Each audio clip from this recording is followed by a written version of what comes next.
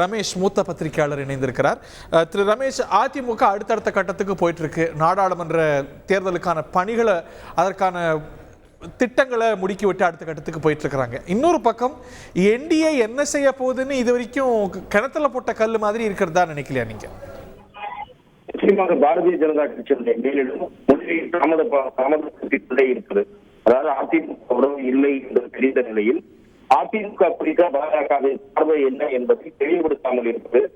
உண்மையில் திரு அண்ணாமலை அவர்களுடைய யாத்திரையே ஒரு பலவீனமான அம்சமாக மாறிவிடும்.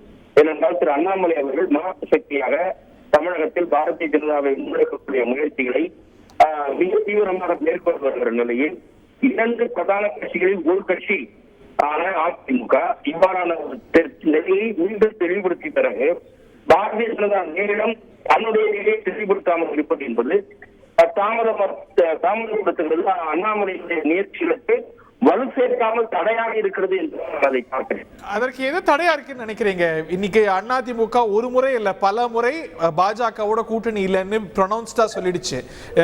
நேற்று முன்தினம் கூட எடப்பாடி பழனிசாமி இந்த தேர்தல் இல்ல 2026லயும் கூட்டணி இல்லைன்னு சொல்லிட்டார். இந்த நிலையில பாஜக மேலிடத்துல ஒரு தரப்பு இன்னமும் கூட அதிமுக கூட்டணிக்கு வாய்ப்பு இருக்குன்னு கருதுதான். அப்படி தமிழகத்தில் இருக்கக்கூடிய ஒன்று ரெண்டு பேர் நம்பிக்கை ஊட்டி இருக்கலாம். அதிமுக கூட்டணி வேண்டும் என்று கருதுகிற ஒன்று ரெண்டு பேர் நம்பிக்கை ஊட்டலாமே தவிர அண்ணாமலை அவர்கள் மிக தெளிவாக தன்னுடைய முன்னெடுப்பில் தெளிவாக இருக்கிறார் என்றுதான் நான் பார்க்கிறேன். அதிமுக எடுத்திருக்கிற முடிவு என்பது அந்த கட்சிக்கு பலவீனமான நிலை என்பதுதான் என்னுடைய பார்வை.